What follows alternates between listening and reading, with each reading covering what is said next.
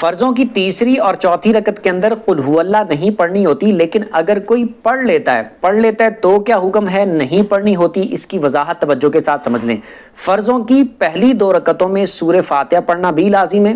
اور سورہ فاتحہ کے بعد سورت پڑھنا بھی لازم ہے، چاہے آپ قل ہو اللہ پڑھ لیں یا کوئی اور سورت پڑھ لیں۔ لیکن فرضوں کی تیسری رکعت میں اور چوتھی رکعت میں، جیسے مغرب کی نماز پڑھ رہے ہیں تو فرضوں کی تیسری رکعت میں